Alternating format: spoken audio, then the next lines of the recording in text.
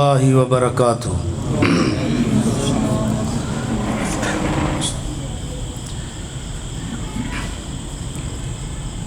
ان الحمد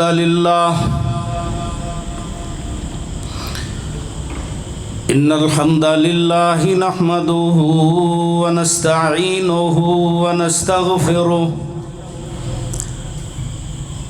ونعوذ باللہ من شرور انفسنا ومن سیئات اعمالنا من يهده الله فلا مضل له ومن يضلله فلا هادي له وأشهد أن لا إله إلا الله وحده لا شريك له وأشهد أن محمدًا عبده ورسوله أرسله الله بين يدي الساعة بشيرًا ونذيرًا من يطع الله ورسوله فقد رشد واهتدى ومن يعص الله ورسوله فقد ضل وغوى يا أيها الذين آمنوا اتقوا الله حق تقاته ولا تموتن إلا وأنتم مسلمون يا أيها الناس اتقوا ربكم الذي خلقكم من نفس واحدة وخلق منها زوجها وبث منهما رجالا كثيرا ونساء واتقوا الله الذي تساءلون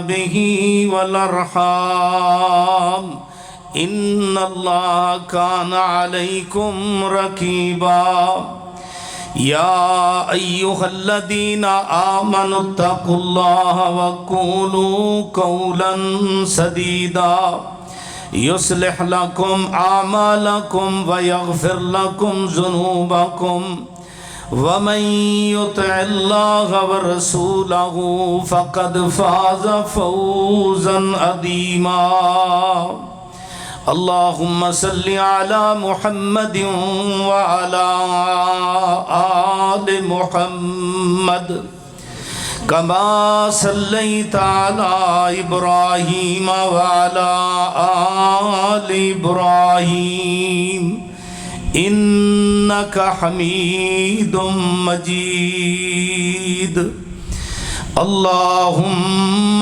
بارك على محمد وعلى آل محمد كما باركت على إبراهيم وعلى آل إبراهيم إنك حميد مجيد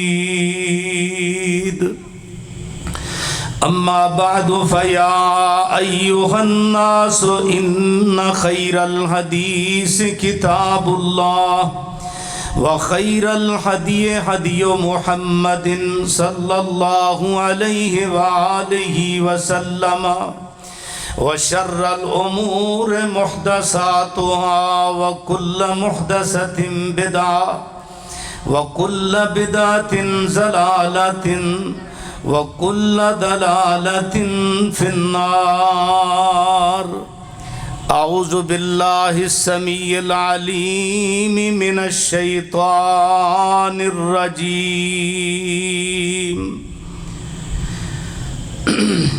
يوصيكم الله في أولادكم للذكر مثل حظ الأنثيين فإن كن نساء فوق اثنتين فلهن ثلثا ما ترك وإن كانت واحدة فلها النصف وَلِأَبَوَيْهِ لِكُلِّ وَاحِدٍ مِّنْهُمَا السُّدُسُ مِمَّا تَرَكَ إِنْ كَانَ لَهُ وَلَدٌ فَإِن لَّمْ يَكُن لَّهُ وَلَدٌ وَوَرِثَهُ أَبَوَاهُ فَلِأُمِّهِ الثُّلُثُ فَإِن كَانَ لَهُ إِخْوَةٌ فَلِأُمِّهِ السُّدُسُ من بعد وصیة یوصی بها أو دین آباؤکم وابناؤکم لا تدرون ایہم اقرب لکم نفعا فریضۃ من اللہ ان اللہ کان علیما حکیما۔ عن حبر الامت عبداللہ ابن مسعود رضی اللہ تعالی عنہ قال قال رسول اللہ صلی اللہ علیہ وآلہ وسلم تعلموا الفرائض وعلموها الناس فإن امرؤ مقبوض وإن العلم سيقبض حتى يختلف الاثنان في الفريضة فلا يجدان من يفصل بينهما۔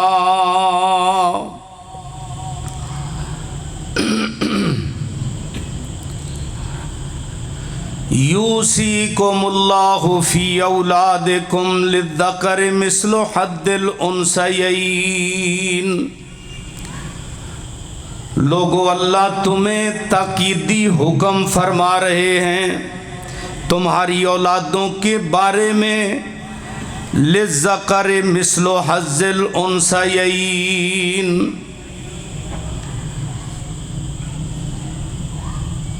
اگر کسی کی اولاد میں بیٹے بھی ہیں اور بیٹیاں بھی ہیں تو ایک بیٹے کا حصہ دو بیٹیوں کے برابر ہوگا۔ فَإِن كُنَّ نِسَاءً فَوْقَ اثْنَتَيْنِ، اگر بیٹیاں دو یا دو سے زیادہ ہیں، فَلَهُنَّ ثُلُثَا مَا تَرَكَ، بیٹا نہیں ہے، بیٹیاں دو یا دو سے زیادہ ہیں تو ان کو 2/3 مال ملے گا جو اس نے چھوڑا فوت ہونے والے نے۔ وَإِن كَانَتْ وَاحِدَةً، اگر ایک بیٹی ہے، فَلَهَا النِّصْفُ، اس کو تمہارے مال کا آدھا حصہ ملے گا۔ وَلِأَبَوَيْهِ لِكُلِّ وَاحِدٍ مِّنْهُمَا السُّدُسُ، اور اگر کوئی بندہ فوت ہو جائے تو اس کے ماں باپ پیچھے ہیں تو ان ماں باپ کے لیے ہر ایک کے لیے چھٹا حصہ ہے جو اس نے ترکہ چھوڑا ہے اگر اس مرنے والے کی اولاد موجود ہے۔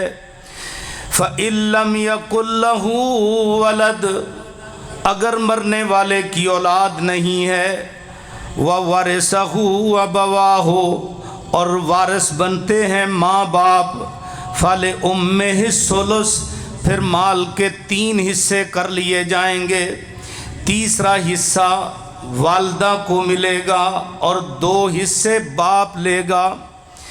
فَإِن كَانَ لَهُ إِخْوَةٌ، اگر مرنے والے کے 2 یا 2 سے زیادہ بہن بھائی ہیں کسی بھی حوالے سے، مادری ہیں یا پدری ہیں یا حقیقی سکے بہن بھائی ہیں 2 یا 2 سے زیادہ، تو فرمایا پھر بھی ان کی والدہ کو، مرنے والے کی والدہ کو چھٹا حصہ ملے گا۔ من بعد وصیۃ یوصی بہا او دین، مرنے والے کے مال میں سے، ترکے میں سے پہلے قرض چکایا جائے گا، چاہے وہ قرض بندوں کا ہو یا اللہ رب العزت کا ہو، اور پھر اس کے بعد وصیت پوری کی جائے گی۔ اگر مرنے والے نے کوئی وصیت کی ہے 1/3 مال کے اندر سے، اس کی وصیت پوری کی جائے گی۔ आबाउकुम व अबनाउकुम, तुम्हारे आबाओ अजदाद और तुम्हारे बेटे बेटियां, ला तदरून अय्युहुम अक़रबु लकुम नफ़ा, तुम्हें मालूम नहीं कि उनमें से तुम्हें कौन ज़्यादा फ़ायदा देने वाला है तुम्हारी ज़िंदगी में या तुम्हारे मरने के बाद। फ़रीज़तम मिन अल्लाह, ये अल्लाह रब्बुल इज़्ज़त की तरफ से तुम्हारे ऊपर फ़र्ज़ है। इन्नल्लाह कान अलीमन हकीमा, यकीनन अल्लाह रब्बुल इज़्ज़त जानने वाला है, हिकमत वाला है। हिब्रुल उम्मत, उम्मत के बहुत बड़े आलिम हज़रत अब्दुल्ला इब्न मसूद रज़ी अल्लाह ताला अन्हु बयान फरमाते हैं, नबी अकरम सल्लल्लाहु अलैहि वसल्लम ने फरमाया, तअल्लमुल फ़राइज़ वअल्लिमूहन नास, इल्म फ़राइज़ को सीखो और इसे लोगों को सिखाओ। फ़इन्नी इम्रुम मक़बूज़ुन, इसलिए कि मैं ऐसा इंसान हूँ जो दुनिया से जाने वाला हूँ। व इन्नल इल्म सयुक़बज़, और एक वक़्त आएगा इल्म भी थोड़ा थोड़ा करके उठा लिया जाएगा। हत्ता यख्तलिफ़ल इस्नाने फ़िल फ़रीज़ाते, हत्ता के दो बंदे एक फ़र्ज़ के अंदर, एक मसला विरासत के अंदर झगड़ा करेंगे। फ़ला यजिदान मन यफ़सिलु बैनहुमा, इल्म की फ़ुक़दान का ये आलम होगा कि उन दोनों के दरमियान कोई फ़ैसला करने वाला मुफ्ती नहीं मिलेगा। हमा किस्म की हम्दो सना, तारीफ़, सताइश, किब्रियाई, बड़ाई और अज़मत अल्लाह रब्बुल इज़्ज़त के लिए। दुरूद व सलाम हादी कायनात इमामुल अंबिया सय्यदुल अव्वलीन वल आखिरीन रहमतुल लिल आलमीन जनाब मोहम्मद करीम सल्लल्लाहु अलैहि व आलिहि वसल्लम की ज़ात अक़दस पर मुख्तसर और मसनून हम्द व सलात के बाद, हज़रात, जो मुझे आज के दर्स का मौजू मिला है वो है इल्म विरासत, इसकी अहमियत और ज़रूरत। इल्म मीरास ये इतना अहम इल्म है कि जिसका ताल्लुक़ हर इंसान के साथ है, चाहे वो बच्चा है, बूढ़ा है, मर्द है, औरत है, जवान है। फिर ये कि वो अमीर है, गरीब है, हत्ता कि उस बच्चे के साथ भी विरासत का ताल्लुक़ है जो शिकमे मादर में है। और ये इतना अहम इल्म है। अमीरुल मोमिनीन फिल हदीस सैयदुल फुक़हा वल मुहद्दिसीन हज़रत अबी हुरैरा रज़ी अल्लाह ताला अन्हु बयान फरमाते हैं, नबी अकरम सल्लल्लाहु अलैहि वसल्लम ने फरमाया, तअल्लमुल फ़राइज़ वअल्लिमूहन नास, इल्म विरासत को सीखो, लोगों को सिखाओ। फरमाया वहुवा युनसा, ये इल्म भुला दिया जाएगा। वहुवा अव्वलु मा युनज़उ मिन उम्मती, आपने फरमाया कि सबसे पहला ये इल्म होगा जो मेरी उम्मत के सीनों से कशीद होगा। सबसे पहले ये इल्म उठेगा, इल्म विरासत, इसका फुकदान होगा। और आपने फरमाया फ़इन्नहु निस्फुल इल्म, یہ آدھا علم ہے۔ کیا مطلب آدھا علم کا؟ اس کو اس مثال سے سمجھو۔ نبی پاک صلی اللہ علیہ وآلہ وسلم ایک روایت میں چوتھے آسمان پر، ایک روایت میں تیسرے آسمان پر، جب معراج کے لیے آپ تشریف لے گئے، آپ نے حضرت یوسف علیہ السلام کو پایا آسمان میں، اتنے خوبصورت کہ جبریل امین علیہ السلام نے جب تعارف کرایا نا، تو تعارف کراتے وقت انہوں نے فرمایا یہ یوسف علیہ السلام ہیں، یوسف علیہ السلام ہیں۔ اور دنیا میں اللہ نے جتنا حسن رکھا ہے نا، آدھا حسن اللہ پاک نے سیدنا یوسف علیہ السلام اکیلے کو ہی دیا ہے۔ اتنے خوبصورت۔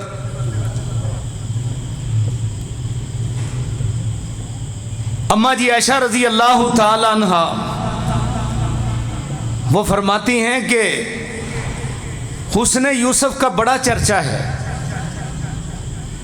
مصر والی عورتوں نے جب یوسف علیہ السلام کا دیدار کیا تھا، عزیز مصر کی بیوی کے کہنے پر جب درمیان سے گزرے دیدار کیا تھا، تو انہوں نے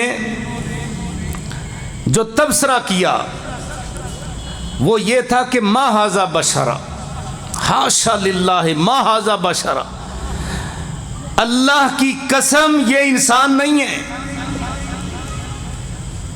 ان ھذا الا ملک کریم، یہ تو کوئی فرشتہ بھی بزرگ ترین ہے۔ اتنی خوبصورت اللہ پاک نے ان کو شکل عطا فرمائی، اور انہوں نے جیسے قرآن نے نقشہ کھینچا ہے، انہوں نے بجائے وہ چھری کانٹے جو ان کے ہاتھ میں پکڑائے گئے تھے پھلوں کے لیے، وہ پھلوں کے کاٹنے کی بجائے ہاتھوں پہ چھری کانٹے چلا لیے۔ اما جی عائشہ رضی اللہ تعالیٰ عنہ فرماتی ہیں کہ انہوں نے میرا یوسف نہیں دیکھا تھا، یعنی نبی پاک صلی اللہ علیہ وسلم کو نہیں دیکھا تھا۔ فرماتی ہیں کہ لنا شمس وللآفاق شمس، ایک ہمارا سورج ہے، ایک آسمانوں والا سورج ہے، وشمسی خیر من شمس السماء، میرا سورج آسمان کے سورج سے کہیں بہتر ہے۔ شمس السماء تطلع بعد فجر، آسمانوں والا سورج تو فجر کے بعد دکھلائی دیتا ہے اور شام کے وقت غروب ہو جاتا ہے، روپوش ہو جاتا ہے۔ وَالشَّمْسِ طَالِعٌ بَعْدَ الْعِشَاءِ، اور ہمارا سورج جو ہے وہ عشاء کے بعد بھی روشن رہتا ہے۔ اللہ اکبر۔ حضرت جابر کہتے ہیں ایک دن 14ویں رات تھی، جامع ترمذی کی حدیث، تو میں نبی صلی اللہ علیہ وسلم کی خدمت میں موجود تھا۔ میں کبھی اس 14ویں کے چاند کو دیکھتا ہوں، کبھی نبی پاک کے چہرہ انور کو دیکھتا ہوں، کبھی ادھر دیکھتا ہوں، کبھی ادھر دیکھتا ہوں۔ میں آخر اس نتیجے پر پہنچا وَهُوَ أَحْسَنُ مِنَ الْقَمَرِ، کہ نبی پاک صلی اللہ علیہ وسلم 14ویں کے چاند سے کہیں خوبصورت ہے۔ نبی پاک صلی اللہ علیہ وسلم کو بھی اللہ نے بڑی خوبصورتی عطا فرمائی تھی، لیکن جناب یوسف علیہ السلام کو جبریل امین کے تعارف کرانے پر پتہ چلا کہ پوری دنیا کا حسن جو ہے اس کا آدھا حصہ جو ہے اکیلے یوسف علیہ السلام کو دیا گیا۔ تو علم وراثت جو ہے وہ آدھا علم ہے، یعنی جتنے علوم ہیں نا جن کو شمار کیا جاتا ہے، بعض نے 18 کہیں، بعض نے 24 کہیں، بعض نے 26 کہیں، بعض نے 27 علوم کہیں، تو ان علوم میں علم وراثت جو ہے اگر اس کو تولا جائے کسی ترازو کے اندر رکھ کر، وہ 26-27 علوم ایک طرف ہوں گے، علم وراثت ایک طرف ہوگا، تو یہ اس کے برابر ہے، یعنی آدھا علم علم وراثت ہے۔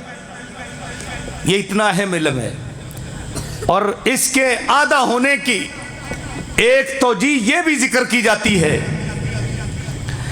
کہ یہ اس لیے آدھا علم ہے کہ جتنے لوگ دنیا میں آئے ہیں ہر ایک کی ضرورت یہ علم ہے. جیسے میں نے پہلے بتایا کہ ہر بچے کی، بوڑھے کی، مرد کی، عورت کی، جوان کی، ہر ایک کی ضرورت یہ علم ہے، اس لیے آدھا علم ہے. اور اس لیے بھی یہ آدھا علم ہے کہ لوگوں کی دو ہی حالتیں ہیں، یا حالت حیات ہے یا حالت ممات ہے. تو باقی علوم کا تعلق انسان کی حالت حیات زندگی سے ہے، اور وراثت کا تعلق جو ہے انسان کی حالت ممات سے، موت کے بعد. اس لیے یہ آدھا علم ہے. اس لیے بھی یہ آدھا علم ہے کہ کچھ مسائل ایسے ہیں، احکام ایسے ہیں کہ جو انسان کو شرعی نصوص سے ملتے ہیں، قرآن پاک کی آیت سے، حدیث پاک سے ملتے ہیں. اور کچھ احکام ایسے ہیں کہ جو قیاس سے، اجماع سے مستنبط کیے جاتے ہیں. یہ علم وراثت ایسا علم ہے کہ جس میں کسی کی عقل کو، کسی کی سوجھ بوجھ کو، اور کسی کی سوچ کو، کسی کی رائے کو اس علم کے ساتھ تعلق نہیں. یہ علم آسمان سے اللہ نے شرعی نصوص کے ذریعے ہی ہمیں بتایا ہے، اس کا تعلق وحی کے ساتھ ہی ہے. اس لیے یہ آدھا علم ہے. اور اس لیے بھی آدھا علم ہے کہ اسباب ملک دو طرح کے ہیں. یعنی انسان اپنی ملکیت جماتا ہے کہ فار ایگزامپل یہ میرے پاس موبائل ہے، میں کہتا ہوں یہ میرا ہے. کسی کے پاس جانور ہے تو وہ کہتا ہے میرا ہے. کسی کے پاس کوئی گھر ہے تو وہ کہتا ہے میرا ہے. کسی کے پاس کوئی پلاٹ ہے تو کہتا ہے میرا ہے. کوئی کھیتی باڑی ہے، کوئی باغ ہے، کوئی ٹرانسپورٹ، کچھ بھی. اسباب ملک دو طرح کے ہیں، ایک ہے اختیاری اور ایک ہے اجباری. اختیاری کا مطلب یہ ہے کہ انسان کو اختیار ہے، اب یہ میری چیز ہے، میں چاہوں تو اس کو اپنے پاس رکھوں، میں چاہوں تو اس کو بیچ دوں، قیمتاً بیچ دوں، یا چاہوں تو کسی کو ہبہ کر دوں، بلا عوض، بغیر قیمت کے دے دوں. یہ میرا اختیار ہے. اور ایک ہوتے ہیں اسباب ملک اجباری، اور اجباری میں علم وراثت ہے. وراثت کے حقوق جو ہیں یہ اجباری ہیں، یہ اختیاری نہیں ہیں. کیا مطلب؟ کہ کوئی بندہ یہ نہیں کہہ سکتا کہ میں وراثت نہیں لیتا، اسے شریعت نے اختیار نہیں دیا. کوئی کہے کہ میں نہیں وراثت لیتا، شریعت نے اختیار نہیں دیا. یا یہ کہ کوئی بندہ کسی کو وراثت سے محروم کر دے، شریعت نے اختیار نہیں دیا کسی کو. وراثت یہ لینی ہی پڑے گی. لینے کے بعد جب اس کے اختیار میں آ جائے، پھر چاہے تو اس کو بیچ دے، چاہے تو اس کو ہبہ کر دے، چاہے تو اس کو فی سبیل اللہ وقف کر دے، لیکن پہلے اس کا وہ مالک بنے گا، اس کے بعد وہ اس کو اختیار ہوگا. وگرنہ وہ مجبور محض ہے، اس کو وراثت لینی پڑے گی، کوئی انکار نہیں کر سکتا. چونکہ اسباب ملک اختیاری بھی ہیں، اسباب ملک اجباری بھی ہیں، اور یہ وراثت جو ہے یہ ان اسباب ملک سے ہیں کہ جو اجباری ہیں، اس لیے یہ آدھا علم ہے. نبی صلی اللہ علیہ وسلم نے فرمایا فَإِنَّهُ نِصْفُ الْعِلْمِ، یہ آدھا علم ہے. اور حضرت عبداللہ ابن عمر بن عاص رضی اللہ تعالیٰ عنہ، کاتب وحی صحابی، وہ فرماتے نبی پاک صلی اللہ علیہ وسلم نے فرمایا تھا، آپ نے فرمایا کہ العلم ثلاثہ، علم تین طرح کا ہے. سب سے پہلے نمبر پر آیت محکمہ، ایسی قرآن پاک کی آیات جن کے اندر کسی قسم کی تعویل کی گنجائش نہیں ہے. اقیموا الصلاۃ، آتوا الزکوٰۃ، اتموا الحج والعمرۃ للہ. اسی طرح کتب علیکم الصیام، کتب علیکم القتال. یہ ساری آیات جو ہیں یہ آیت محکمہ ہیں، ان میں طویل کی گنجائش نہیں ہے. اور دوسرا علم جو ہے وہ ہے سنت قائمہ، نبی پاک صلی اللہ علیہ وسلم کی ثابت شدہ سنت، وہ قولی ہو جو آپ نے زبان سے ارشاد فرمائی، فعلی ہو جو عمل آپ نے کر کے دکھایا، یا تقریری ہو جو آپ کے سامنے ہوا اور آپ نے خاموشی کا اظہار فرمایا، یہ سنت قائمہ جو ہے یہ علم ہے۔ تیسرا علم جو ہے فریضۃ عادلہ، وہ فریضہ، وہ وراثت کہ جو انصاف کے ساتھ اس کی تقسیم کار کر دی جائے، یہ 3 قسم کا علم ہے دنیا کے اندر۔ اس حدیث کے مطابق وراثت کو تہائی علم کہا گیا۔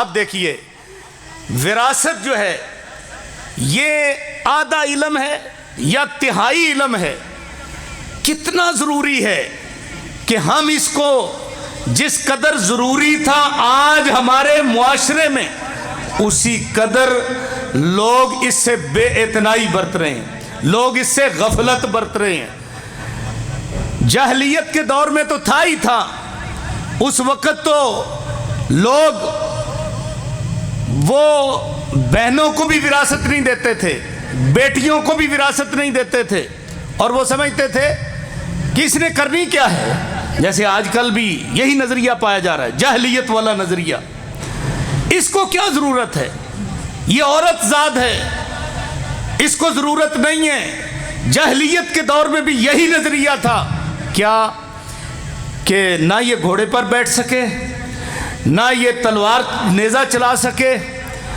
اور نہ ہی اس کے اوپر کوئی ذمہ داریاں، تو اس لحاظ سے بیٹی کو، عورت کو وراثت سے، بہن کو وراثت سے محروم رکھا جاتا تھا۔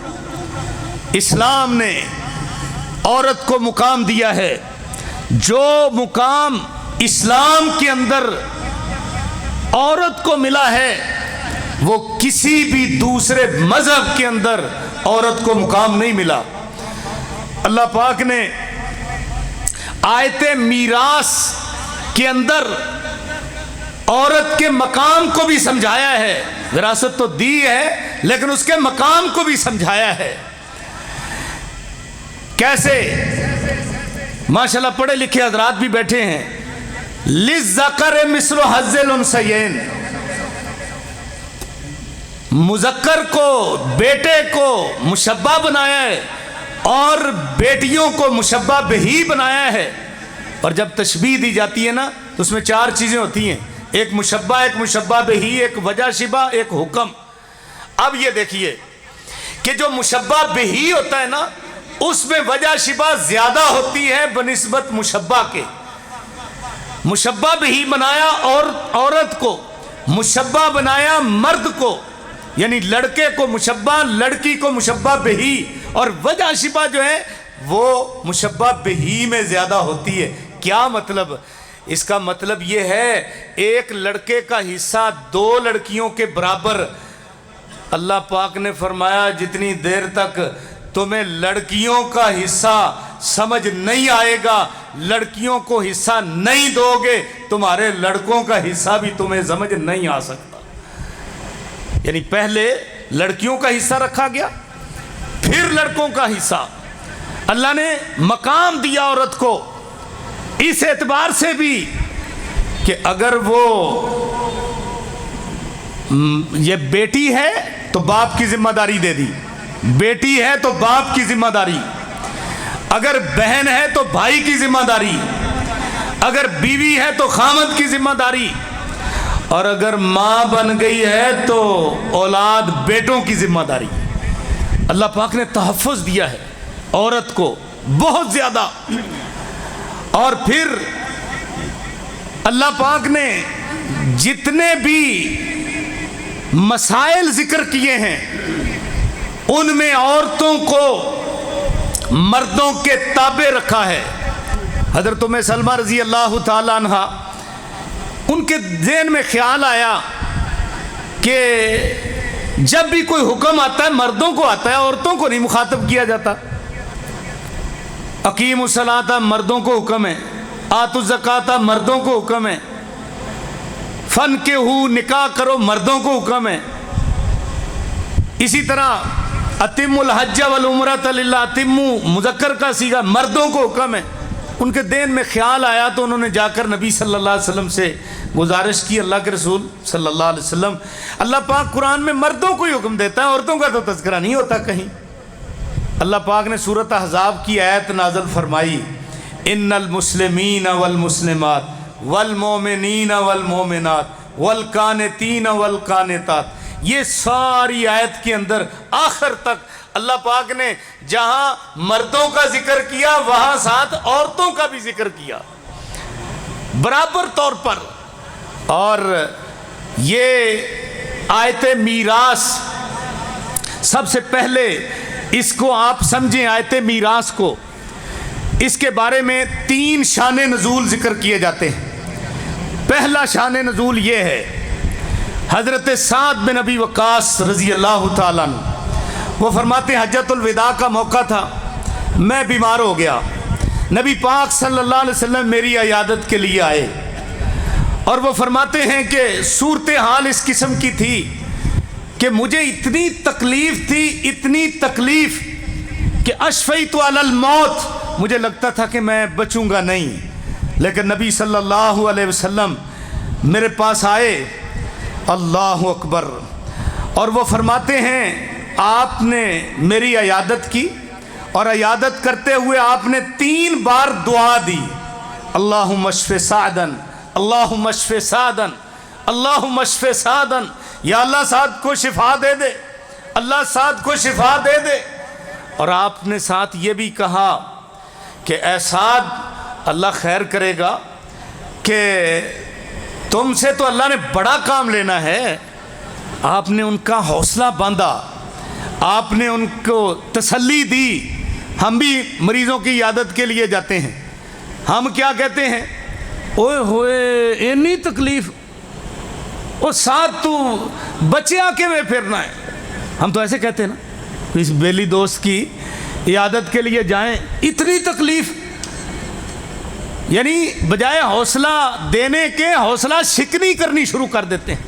اسے کہیں جا کر لا باس طہور انشاءاللہ، میرے بھائی لا باس طہور، کوئی عرض نہیں، تکلیفیں اللہ کی طرف سے آتی ہیں، طہور انشاءاللہ، اللہ پاک جو ہے نا یہ تمہاری طہارت کر رہا ہے، اس کو تسلی اور حوصلہ دینا چاہیے۔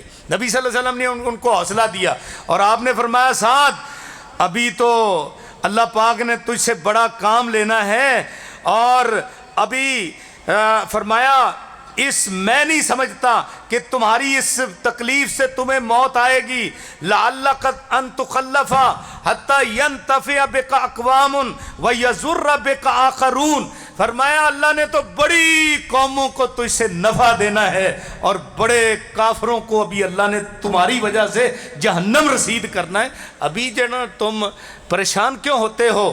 خیر دعا کی۔ حضرت سعد رضی اللہ تعالیٰ عنہ فرماتے ہیں میں نے پھر کہا اللہ کے رسول مجھے یہ بتائیے، آپ دیکھ رہے ہیں میری تکلیف کو، اور زندگی موت کا پتہ نہیں ہے، بہرحال میں صاحب حیثیت آدمی ہوں، تو آپ مجھے یہ بتائیں کہ میرا وارث پیچھے بیٹا تو ہے کوئی نہیں، ایک ہی میری بیٹی ہے، تو افاتصدق بثلثی مالی، اللہ کے رسول میں اپنے مال کا 2/3 حصہ جو ہے وہ اللہ کے راستے میں خرچ نہ کر دوں، یعنی اپنے مال کے 3 حصے کر کے 2 حصے جو اللہ کے راستے میں نہ خرچ کر دوں؟ آپ نے فرمایا نہیں بھائی۔ انہوں نے کہا جی پھر مجھے اجازت دیں، فالشطر، آدھا تو میں کر سکتا ہوں نا، یا آدھا جو ہے میں بیٹی کے لیے چھوڑ دوں، اور آدھا جو ہے میں اللہ کے راستے میں خرچ کر دوں؟ فرمایا نہیں اجازت۔ انہوں نے کہا پھر اللہ کے رسول اتنی تو اجازت دے دو کہ 2 حصے میں رکھ لیتا ہوں، اور 1 حصہ یعنی تیسرا حصہ جو ہے ثلث جو ہے وہ میں اللہ کے راستے میں خرچ کر دوں۔ تو آپ صلی اللہ علیہ وسلم نے فرمایا وَالثُّلُثُ کبیر وفی روایت کثیر، آپ نے فرمایا تیسرا حصہ بھی بہت زیادہ ہے اور بہت بڑا ہے۔ فرمایا کہ اِنَّكَ أَن تَذَرَ وَرَثَتَكَ أَغْنِيَاءَ، تو اپنے ورثاء کو غنی چھوڑ، دولت مند چھوڑ، خیر اور بھلائی والا چھوڑ، بہتر ہے اس سے کہ تو ان کو فقیر بنا کے جائے دنیا میں، اور تیرے جانے کے بعد یتکففون، وہ لوگوں کے سامنے، یتکففون الناس، لوگوں کے سامنے دستے سوال دراز کرتے پھریں، مانگتے پھریں، اس سے بہتر ہے تو اپنے ورثاء کو غنی اور دولت مند چھوڑ۔ اور آپ نے فرمایا اِنَّكَ لَن تُنْفِقَ نَفَقَةً تَبْتَغِي بِهَا وَجْهَ اللَّهِ، اے سعد جو تو اللہ کے راستے میں خرچ کرے گا نا اور اس سے مقصد تیرا اللہ کو خوش کرنا ہوگا تو یاد رکھ لے اِلَّا اُجِرْتَ بِهَا، اللہ بڑا اجر دے گا۔ اور فرمایا حتی ما تجعل فی فی امراتک، حتیٰ کہ جو نوالا لقمہ آپ اپنی بیوی کے منہ میں ڈالو گے اپنے مال سے تو فرمایا اللہ اس کا بھی تمہیں اجر عطا فرمائے گا۔ حالانکہ بیوی پر خرچ کرنا انسان کی ذمہ داری ہے، جس طرح قرآن کہتا ہے کہ ان کا پہنانا، ان کا کھلانا یہ تمہاری مردوں کی ذمہ داری، لیکن اس کے باوجود اگر کوئی بندہ خوش دلی سے اپنے بیوی بچوں پر اپنے مال سے خرچ کرتا ہے تو اللہ پاک اس کے لیے صدقہ بھی بنا دیتا ہے، اجر کا ذریعہ بھی بنا دیتا ہے، ذمہ داری سے بھی عہدہ برا ہو گیا اور اللہ اجر بھی دیتا ہے۔ تو اس وقت حضرت سعد کہا کرتے تھے یہ جو آیت ہے نا یوصیکم اللہ، یہ میرے بارے میں نازل ہوئی ہے۔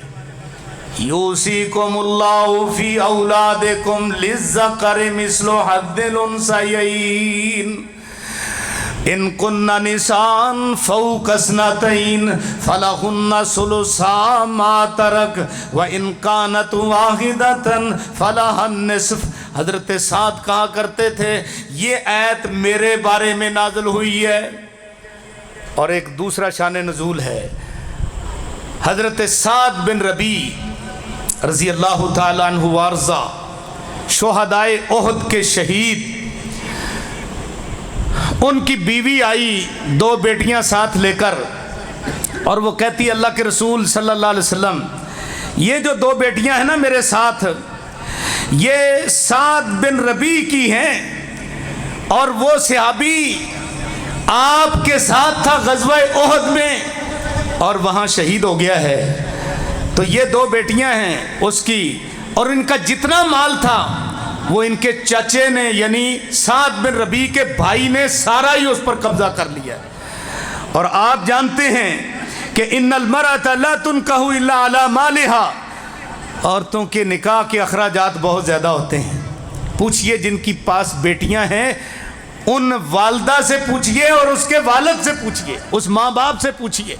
آج کے اس مہنگائی کے دور میں جب وہ بچیوں کا عقد کہیں کیا جاتا ہے، نکاح کرنا ہوتا ہے، تو یقین کرو ماں باپ اس کا بندوبست کرتے کرتے بوڑھے ہو جاتے ہیں۔ ماں کو اتنی فکر ہوتی ہے وہ چھوٹے چھوٹے سامان بنانے شروع کر دیتی جب ابھی بچی بالکل چھوٹی ہے، اور وہ اس وقت سے فکر لاحق ہو جاتی ہے۔ تو واقعی مال ہو تو نکاح ہو سکتا ہے۔ اللہ کے رسول ان کے چچے نے سارا ہی مال لے لیا اپنے بھائی کا اور ان کے لیے کچھ بھی نہیں چھوڑا۔ نبی پاک صلی اللہ علیہ وسلم خاموش ہیں۔ حدیث پاک میں آیا حتی نزلت آیت المیراث، آیت میراث نازل ہونی شروع ہو گئی۔ جبریل امین علیہ السلام آیت میراث لے کر آگے، یوصیکم اللہ فی اولادکم للذکر مثل حظ الانثیین ان کن نساء فوق اثنتین فلہن ثلثا ما ترک وان کانت واحدۃ فلہا النصف۔ اللہ پاک نے آیت میراث نازل فرما دی، فرمایا اللہ تقیدی حکم فرماتے ہیں تمہیں کہ تمہارے لڑکے کے لیے دو لڑکیوں کے برابر حصہ ہے، اور اگر کسی کی لڑکیاں ہی ہیں دو یا دو سے زیادہ تو ان کے لیے اس کے مال کا 2/3 ملے گا، اور اگر ایک لڑکی ہے اس کو آدھا ملے گا۔ اللہ اکبر۔ نبی صلی اللہ علیہ وسلم نے یہ آیت میراث سن کے نا تو حضرت سعد بن ربیع کے بھائی کو بلا لیا، بلا کر آپ نے فرمایا آتے ابنتی سعد ثلثی مالہ، حضرت سعد کی بیٹیوں کو 2/3 مال دے دو، 2/3 حصہ مال ان کو دے دو حضرت سعد کا، اور جو ان کی بیوی ہے اس کو 8واں حصہ دو، اور اس کے بعد جو بچ جائے وہ تیرے لیے ہے بطور اسبہ، سارا مال تیرے لیے نہیں ہے۔ اللہ اکبر۔ وہ تو صحابہ کرام جب قرآن سنتے تھے یا اللہ کے نبی کا فرمان سنتے تھے سر تسلیم خم، اللہ کے رسول حاضر ہے، سب کچھ حاضر ہے، آپ کر دیں تقسیم جیسے کرنی ہے۔ اللہ اکبر۔ آج یہی مسئلہ ہم کسی بندے کو بتائیں تو وہ اپنی انا کا مسئلہ بنا کر کہتا ہے جاؤ عدالتیں پڑی ہیں، جاؤ ڈیرے پڑے ہیں، جاؤ جو کرنا ہے کر لو، میں ایک کوڑی اور ایک دمڑی بھی دینے کے لیے تیار نہیں ہوں۔ آج کل لوگ اپنی انا کا مسئلہ بنا لیتے ہیں۔ تو میرے بھائیوں، صحابہ کرام دیکھو نبی صلی اللہ علیہ وسلم جب ان سے کہتے تھے فوری سر تسلیم خم، اللہ کے رسول مال حاضر ہے، مجھے تو مسئلے کا پتہ نہیں تھا، اب مال حاضر ہے، آپ اس کی تقسیم کر دیں جیسے کرنی۔ تیسرا شان نزول حضرت جابر رضی اللہ تعالیٰ عنہ، جابر بن عبداللہ، یہ حضرت جابر جو ہے نا نبی صلی اللہ علیہ وسلم اس کے ساتھ بڑی محبت کرتے تھے، اور اس کی وجہ یہ تھی کہ ان کے والد عبداللہ وہ جنگ احد میں شہید ہو گئے اور ان کے اوپر کافی قرض تھا، اور حضرت جابر رضی اللہ تعالیٰ عنہ کو بڑی پریشانی لاحق ہوئی۔ ایک تو والد کے اوپر قرضہ بڑا تھا، اور دوسرا یہ کہ ان کی 9 ہمشیرگان تھیں، 9 بہنیں۔ اب ظاہر ہے ایک چھوٹے بھائی تھے، 9 ہمشیرگان تھیں، اور بھائی کے اوپر ہی بہنوں کی ذمہ داری ہوتی والد کے بعد۔ آج نہیں بھائی قبول کرتے، لیکن اس وقت بہنوں کی ذمہ داری بھائی کے اوپر، بڑی پریشانی۔ ایک دن آپ نے حضرت جابر کو پریشان دیکھ کر فرمایا جابر کیوں پریشان ہو؟ کہا اللہ کے رسول والد صاحب فوت ہو گئے، اتنا زیادہ قرضہ ہے والد صاحب کا میرے اوپر، اب یہ ہے کہ بہنیں بھی میری ہیں اتنی، تو بڑی پریشانی ہے۔ آپ نے کہا جابر پریشان نہ ہوا کر، پریشان نہ ہوا کر، تمہارا والد جو ہے نا شہداء میں سے وہ واحد آدمی ہے کہ جب وہ شہید ہو کر اللہ کے ہاں پہنچا، اللہ نے باقی شہداء سے تو پردے میں گفتگو کی، تیرے والد صاحب سے اللہ نے بالمشافہ گفتگو کی ہے۔ سبحان اللہ، تسلی دی اور فرمایا کہ کوئی تمنا کرو، تمنا کرو۔ تو وہ کہتے ہیں کہ میری تمنا ہے یا اللہ جو شہادت کے وقت لذت آئی تھی نا، وہ ایک مرتبہ پھر میں لینا چاہتا ہوں۔ اللہ اکبر۔ شہید تمنا کرتا ہے کہ جو لذت شہادت کے وقت آئی تھی وہ لذت دوبارہ ملے، کیونکہ یہ نعمت جنت میں بھی نہیں ہے، کیونکہ جنت میں تو موت ہے نہیں ہے نا، اور شہادت کی موت اتنی اعلیٰ ہے۔ خود نبی صلی اللہ علیہ وسلم نے اس کی آپ اپنا خواہش کی ہے۔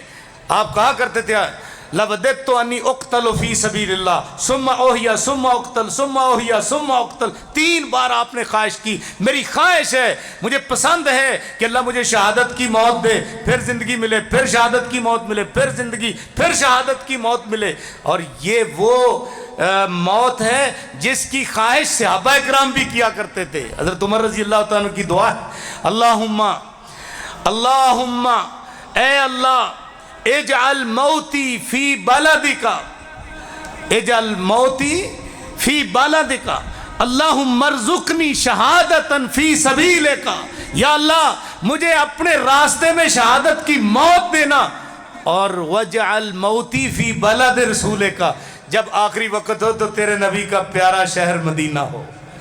یہ خواہش کی حضرت عمر رضی اللہ تعالیٰ، دعا کیا کرتے تھے۔ بہرحال یہ حضرت جابر رضی اللہ تعالیٰ عنہ کو والد کی طرف سے تسلی دی، اور پھر کہا قرضے کے معاملے میں گھبرانا نہیں ہے، اور آپ نے پریشان نہیں ہونا، آپ اتنا پریشان نہ ہوا کرو، جب باغ آئے گا نا، باغ کا پھل مجھے بتانا۔ اللہ کے رسول تھوڑا سا باغ ہے، وہ بمشکل ایک آدمی کا قرضہ چکائے گا، وہ بھی بمشکل، قرضہ ہے ہی بہت زیادہ، قرض خواہ بھی بہت زیادہ ہے۔ فرمایا جابر کوئی بات نہیں، جب باغ کا پھل آئے نا بتانا۔ موسم آیا، حضرت جابر نے بتایا اللہ کے رسول میرے باغ پک گیا ہے، فرمایا جاؤ کھجوریں اتار کر ڈھیر لگاؤ، علیحدہ علیحدہ کھجوریں رکھو تو میں آؤں گا۔ آپ گئے، ساتھ صحابہ کرام حضرت ابو بکر، حضرت عمر، دیگر صحابہ بھی ساتھ تھے۔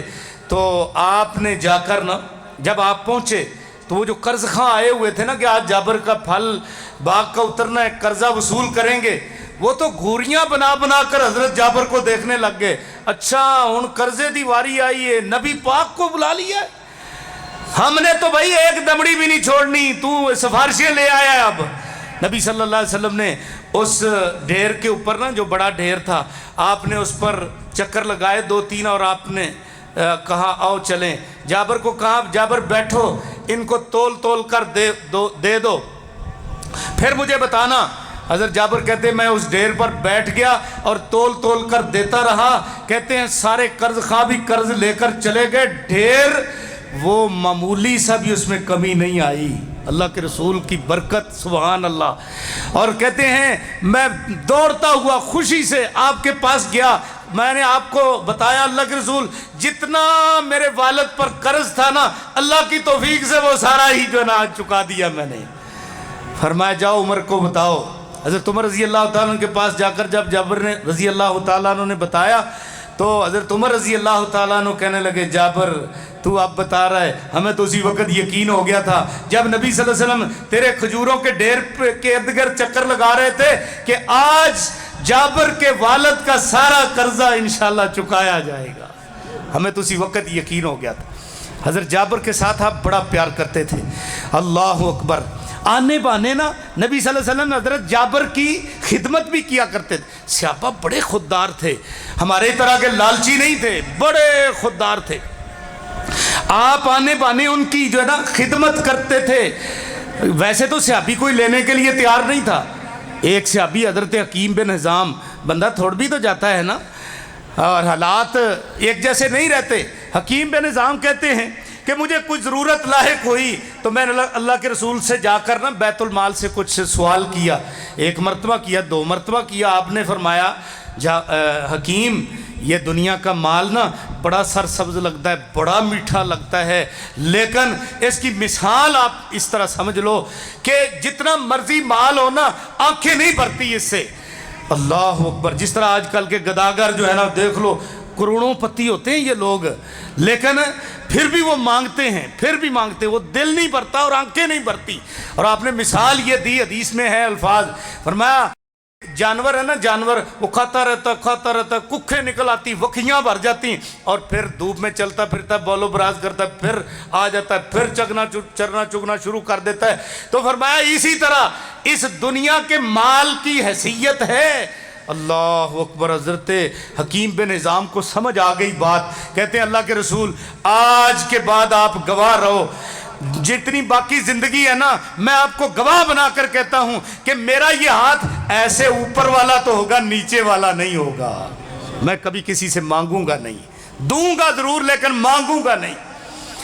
اچھا پھر اس پر پابندی بھی کی. حضرت حکیم بن حزام کہتے ہیں کہ بحرین کا مال آتا تھا, حضرت ابوبکر صدیق کے دور میں بھی آیا. بحرین کا مال بہت زیادہ آتا تھا بیت المال کے لیے, تو حضرت ابوبکر کے دور میں بھی آیا, اور صحابہ کی فہرست بنی ہوئی تھی, ان سب کو حصہ دیا جاتا تھا. تو حضرت حکیم بن حزام کو جب بلایا جاتا کہ حکیم یہ لے لو تمہارا حصہ ہے, حکیم کہتے آتے ہوا افکار منی, حضرت جی اس کو دے دو جو مجھ سے زیادہ ضرورت مند ہے, اس کو دے دو. نہیں لیا. حضرت عمر کا دور آیا, بحرین کا مال آیا, فرمایا حکیم کو بلاؤ اس کا حصہ باقی ہے. حکیم کو بلایا گیا, حکیم یہ تمہارا حصہ ہے, سارے صحابہ لے گئے, یہ تمہارا حصہ ہے. وہ کہتے ہیں حضرت جی جو زیادہ ضرورت مند ہے اس کو دے دو, میں نے نہیں وصول کرنا. اور فرمایا حکیم لے لو, یہ تم نہیں لے رہے, یہ تم مانگ نہیں رہے, یہ تمہارا حصہ ہے, تمہارا رائٹ ہے, اس کو لے لو. سب نے لے لیا, تم بھی لے لو. کہا نہیں جی میں نہیں لینا چاہتا. حضرت عمر رضی اللہ تعالیٰ عنہ فرماتے ہیں کہ لوگوں گواہ رہو, کہیں ایسا نہ ہو قیامت کا دن ہو, حکیم بن حزام کا ہاتھ ہو اور عمر کا گریبان ہو. اللہ اکبر. جب حکمرانوں کی اس طرح کی سوچ ہو نا تو سچی بات ہے پھر ان ایسے حکمرانوں کا دشمن جو ہے, کافر جو ہے, وہ نام سن کر نہ کانپے تو اور کیا. وہ کہا کرتے تھے کہ تم گواہ رہو, کہیں حکیم بن حزام قیامت والے دن مجھ سے مطالبہ نہ کر لے. اللہ اکبر، یعنی اتنی خودداری، اتنی خودداری۔ حضرت عمر رضی اللہ تعالیٰ عنہ کو نبی پاک صلی اللہ علیہ وسلم دیا کرتے تھے، عمر یہ تمہارا حصہ ہے، اللہ کے رسول کسی غریب کو دے دو، مجھے ضرورت نہیں۔ اب فرمایا جو اس طرح کا مال آئے نا بغیر مانگے اور تمہارا حق، وہ لے لیا کرو، فتمول ہو، اس کو خزانہ بناؤ، وتصدق بہی، اس کو صدقہ کیا کرو، ایسا مال لے لیا کرو جو بغیر مانگے تمہارے پاس آئے۔ اللہ، لیکن صحابہ بڑے ہی خوددار تھے۔ حکیم بن حزام کہتے ہیں عمر رضی اللہ تعالیٰ عنہ کو کہ اس کے پیچھے جو نا ایک بات ہے، جو میں یہ مال نہیں لے رہا، میں نے اللہ کے رسول صلی اللہ علیہ وسلم کے ہاتھ پہ ہاتھ رکھ کر آپ سے معاہدہ کیا تھا، اللہ کے رسول آج کے بعد میں کسی سے ایسے کر کے نہیں لوں گا۔ اللہ اکبر۔ پھر اللہ نے ان کو عزت بھی بڑی دی۔ بہرحال یہ جابر رضی اللہ تعالیٰ عنہ ویسے تو نہیں لینے والے تھے، بھلے حالات کمزور تھے، جس طرح بھی بوجھ بھی بڑا تھا، مشیرگان کا بوجھ بہت بڑا بوجھ تھا، لیکن وہ نہیں لینے والے۔ ایک مرتبہ نا سفر میں گئے تو آپ نے فرمایا جابر، ان کا اونٹ جو ہے نا وہ بیٹھ گیا، تھک گیا، لمبی روایت ہے آپ سنتے رہتے ہیں، تو آپ صلی اللہ علیہ وسلم پیچھے تھے، تو آپ نے دیکھا جابر قافلے سے پیچھے رہ گئے۔ جابر کیا ہوا؟ اللہ کے رسول اونٹ نے اڑی کر لی ہے، یہ اٹھتا ہی نہیں ہے۔ آپ نے چھڑی پکڑی اور اس کو آہستہ سے لگائی، اونٹ کیا اٹھا کہ حضرت جابر ان کے اوپر بیٹھ گئے، پھر اونٹ سارے قافلے سے ہی آگے نکل گیا۔ نبی صلی اللہ علیہ وسلم نے فرمایا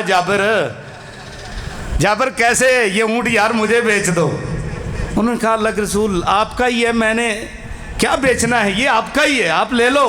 فرمایا نہیں بھئی ایسے نہیں ہم لیتے، ہم تو قیمتاً لیں گے، قیمتاً سودا کرو، قیمت بتاؤ، سودا کرو۔ اور اونٹ جو ہے نا وہ بیچ دیا، رستے میں بیچ دیا، حالانکہ وہ کہتے ہیں ہمارا ایک ہی اونٹ تھا، اسی کے ساتھ ہم راہٹ سے اس کو جوت کر نا پانی پلاتے تھے باغ کو۔ میرے ماموں جو ہے نا وہ بڑے سخت طبیعت کے تھے، میں نے کہا ابھی گھر جا کر دل میں خیال تو آیا ابھی ماموں کو کیا جواب دوں، لیکن ادھر خریدار نبی صلی اللہ علیہ وسلم اور آپ نے مطالبہ کر لیا ہے کہ جابر مجھے اونٹ دے دو۔ خیر کہتے میں نے بیچ دیا، لیکن میں نے کہا اللہ کے رسول میرا اس کے اوپر سامان ہے، آپ کو مدینے واپس جا کر میں دے دوں گا۔ فرمایا چلو ٹھیک ہے بھی، بیعت طے ہو گئی۔ اب واپس آئے تو نبی صلی اللہ علیہ وسلم کی عادت مبارکہ تھی کہ مسجد سے ہو کر نا پھر گھر جاتے تھے۔ آپ جب مسجد میں آ کر بیٹھے تو فرمایا جابر کو بلاؤ، بلایا گیا۔ جابر اونٹ لے آئے؟ جی لے آیا ہوں، باہر ہے جی، آپ کا اونٹ آ گیا ہے جی۔ آپ نے فرمایا صحابہ کو کہ جابر کو دے دو بھئی، اس کا جو پیسے ہیں نا وہ دو گن کے۔ جابر رضی اللہ تعالیٰ عنہ کو پیسے دے دیے گئے۔ حضرت جابر جا رہے ہیں پیسے لے کر، اونٹ تو نبی صلی اللہ علیہ وسلم کو دے دیا، جا رہے ہیں، تھوڑی دور گئے نا تو آپ نے بلا لیا، فرمایا جابر واپس آؤ ذرا۔ جی آ گیا جی۔ فرمایا سودا پکا ہے نا؟ جی پکا ہے جی۔ آپ نے فرمایا پیسے تو نے لے لیے؟ جی لے لیے۔ اونٹ ہمیں دے دیا، ہماری ملکیت میں؟ جی دے دیا جی۔ آپ نے فرمایا یہ لو، اب یہ جو پیسے ہیں نا یہ آپ کو ہماری طرف سے تحفہ ہے۔ اللہ اکبر۔ فرمایا اونٹ بھی لے جاؤ اور یہ پیسے بھی لے جاؤ، اونٹ بھی لے جاؤ اپنا اور پیسے بھی لے جاؤ۔ اللہ اکبر۔ تو دیکھو آپ اس طرح جو ہے نا ان کی یعنی احساس کرتے تھے۔ حضرت جابر کہتے ہیں میں بیمار ہو گیا، بنو سلمہ محلہ ہے قباء کے قریب، قباء مسجد قباء اس کے قریب، تو کہتے ہیں وہاں میری رہائش تھی۔ نبی صلی اللہ علیہ وسلم کو پتہ چلا کہ جابر بیمار ہے، آپ بھی آئے، حضرت ابوبکر بھی آئے، تو آئے بھی پیدل، اور آپ جب آئے نا تو میری بیماری کی صورتحال یہ تھی کہ بیہوشی طاری تھی، مجھے کوئی پتہ نہیں کون آیا کون نہیں آیا، بیہوش جو تھا۔ آپ صلی اللہ علیہ وسلم نے فرمایا پانی لاؤ، پانی منگوا کے آپ نے وضو کیا اور ایسے ایک چلو لے کر نا میرے اوپر چھینٹا لگایا۔ کیا چھینٹا لگانا تھا کہ مجھے اسی وقت یہ افاقہ ہو گیا۔ میں اٹھ کر بیٹھ گیا، میں نے کہا اللہ کے رسول صلی اللہ علیہ وسلم مجھے میرے جو ہے نا وہ رسا کے بارے میں بتا دیجئے، زندگی موت کا مسئلہ ہے، تو اللہ کے رسول مجھے بتائیے کہ میں اپنے مال کے بارے میں کیا کروں، ما اسنع ما تامر ان اسنع فی مالی یا رسول اللہ، اللہ کے رسول میں اپنے مال کے بارے میں کیا کروں، کیونکہ ان کی ہمشیرگان تھی ظاہر ہے، تو میرے پاس کچھ مال ہے، اس کے بارے میں کیا کروں۔ اور ہر بندے کو اپنی مال کا فکر تو ہوتا ہی ہے نا، ہر بندے کو فکر ہوتا ہے، آج کل بھی ہر بندے کو فکر ہے مال کا، لیکن ان کی فکر آخرت کے لیے تھی، ہماری فکر دنیا کے لیے۔ فرق ہے ہماری سوچ اور ان کی سوچ میں. خیر کہتے ہیں کہ نبی صلی اللہ علیہ وسلم تو ابھی خاموش ہیں. فَنَزَلَتْ آیَةُ الْمِیراث یوصیکم اللہ فی اولادکم للذکر مثل حظ الانثیین. اس وقت یہ آیت اتر آئی کہ اللہ تمہیں تمہاری اولادوں میں تاکیدی حکم کرتے ہیں.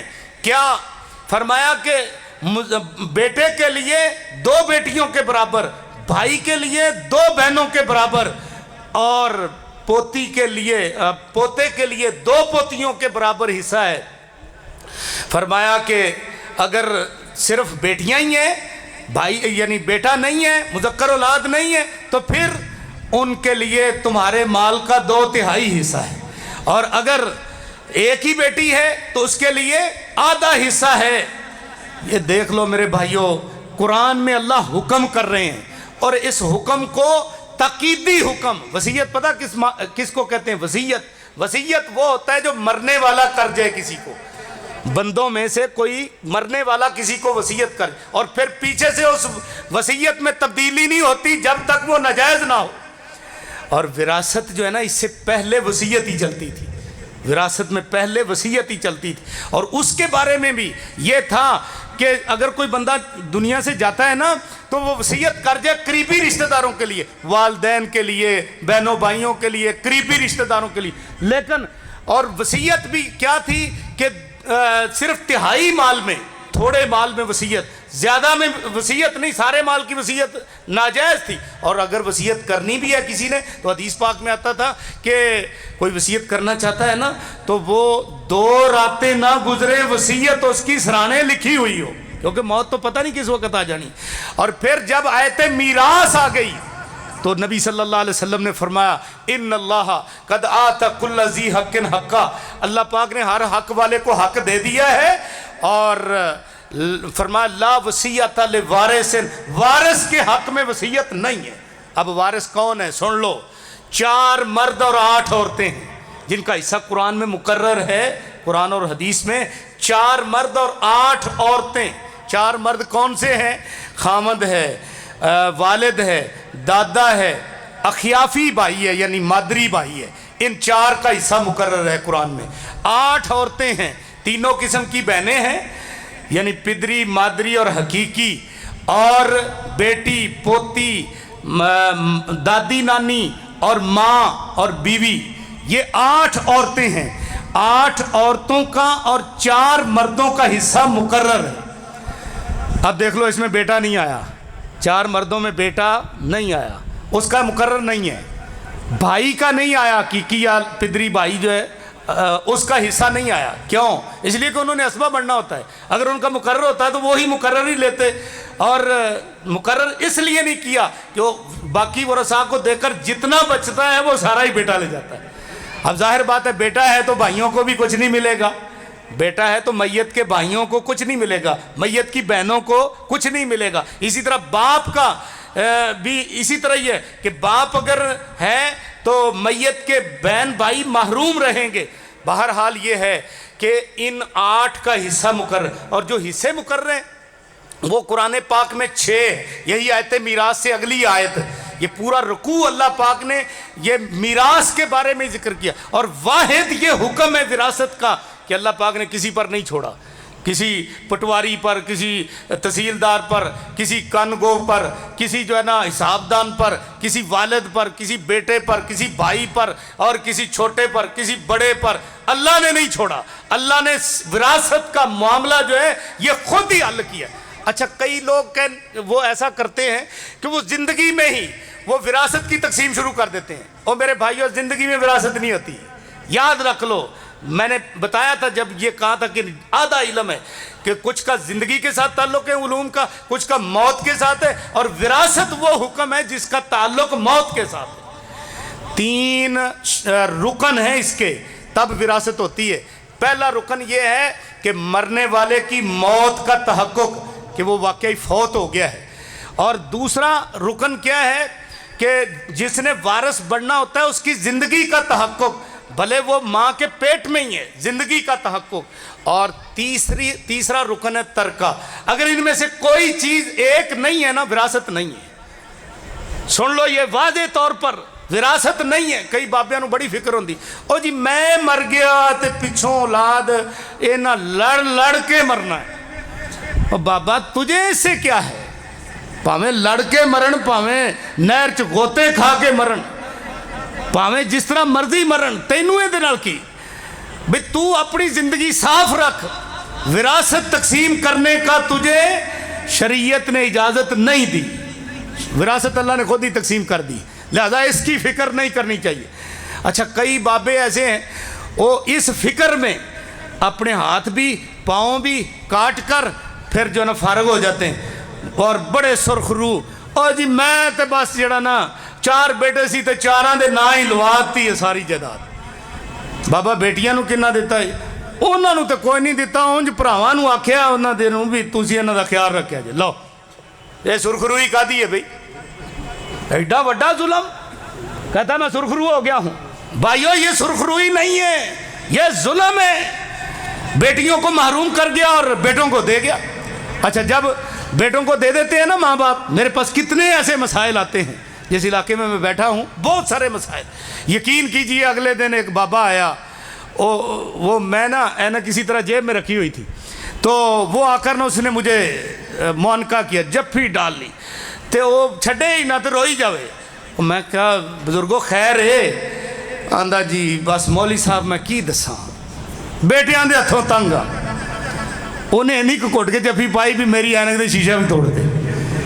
میں آکھیا بابا چھڑ دے صحیح تو دس مسئلہ دس.